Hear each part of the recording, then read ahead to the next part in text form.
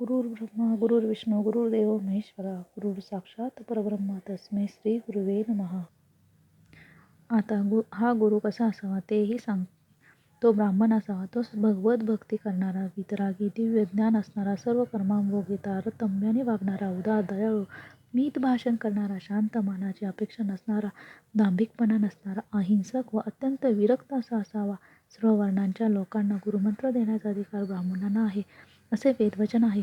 ते लक्षात घेऊनच श्रेष्ठ गुरुकडून या मंत्राचा उच्चार ऐकावा. नमः शिवाय हा मंत्र आपल्याला जरी माहीत असला तरी निर्धारपूर्वक गुरुमुखातूनच घ्यावा. मंत्र म्हणता येतो म्हणून त्याचा उगाच जप केला तरी तो निष्फळच होय. जे कामी, क्रोधी आणि मदोन्मत्त आहेत, ज्यांनी गुरुपदेश घेतलेला नाही, त्यांनी कितीही ज्ञान सांगितले तरी ते व्यर्थच होय. त्यांचे तडही पाहू नये. वेदशास्त्रांचे अध्ययन करून ब्रह्माविषयक व परोक्ष ज्ञान झालेले असले वा संत, सज्जन आणि विद्वानाशी त्या संदर्भात कितीही चर्चा केलेली असली तरी सद्गुरूशिवाय तो मनुष्य भवसागरातून तरून जात नाही.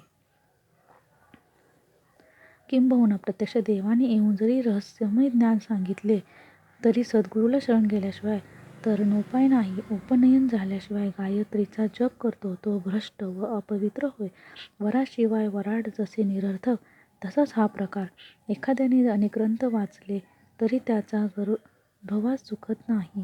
म्हणूनच ज्याला स्वतःचा उद्धार करून घ्यायचा आहे त्यांनी संप्रदायाची परंपरा असलेल्या सद्गुरूला निर्धाराने शरण जावे.